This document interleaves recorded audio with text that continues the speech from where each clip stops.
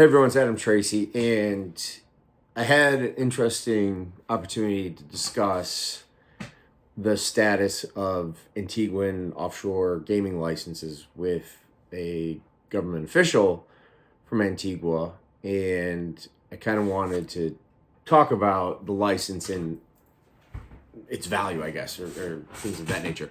So it's actually one of the oldest offshore gaming license that exists, but if you look online, the list of licensees is actually very small, right? And a lot of it has to do with the cost and some other reasons, but it's actually a very beneficial offshore license to get for a number of reasons, which I'll go into. So first off, the hard costs of getting the license, right? You've got a $15,000 application. You've got this $10,000 sort of murky contribution, which may be going away. And then at the end, you have a license fee. And for online casino, like slots, table games, it's $100,000 US. And for sports betting, it's 75. So combining them together, it's 175 for the license. You have an annual renewal of 60,000 collectively. Right. And on top of that, you need obviously an Antiguan address, Antiguan company, local director, audit, things like that.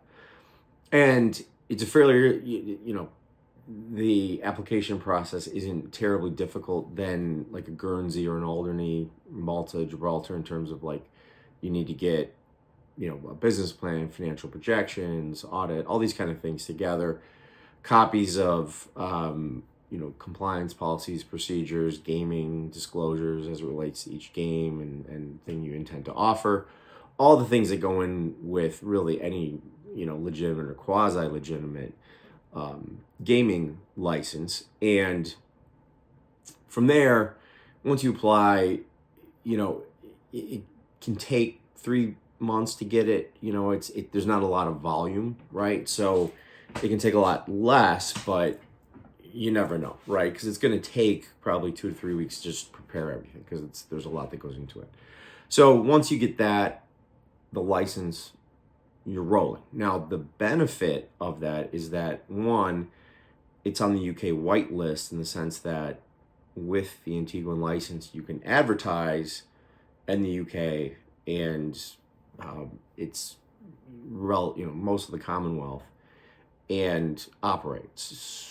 So that gives you a pretty broad spectrum in terms of where you can approach. In addition, there's various intergovernmental agreements, like with places like Kanawaki, which get you into Canada.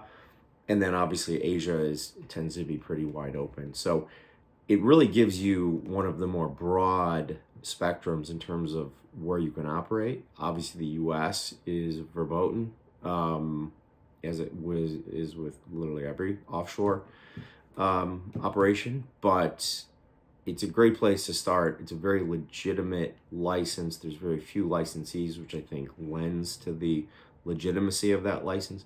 And on top of it, what I found is that there's far more financial institutions, whether it be banks, EMIs for payment processing, crypto, all that, all the things that really make getting these licenses almost more difficult than obtaining the license themselves.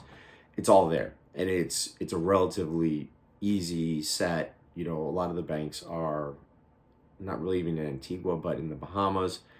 And it's not sort of like a kind of fly-by-night operation, right? You've got legitimate banks that are, while offshore, have legitimate like high street banks as their correspondent banking. So you don't have the situation where the guy, and I've said this before, it's never the guy who wants to redeem 10,000 and it's like 2 days late who complains. It's the guy who wants to, pull out $50 and then it gets lost in the shuffle and he goes on every, forum and message board, which actually matters, like in the gaming Forex space, and trashes you, right? So it's easy to avoid that. Yes, there's a cost, but I think the optics are so strong that it's really worth the cost. And from what I understood from this conversation, albeit brief, that there's really going to be an effort to start to market that and make it more friendly for newer operators. So there may be changes in the pipeline, but right now, as it stands, it's still a very, very strong license. So that is the Antiguan offshore gaming license at a glance. Definitely hit me up if you have questions. As usual, Adam at AdamTracy, no E.io.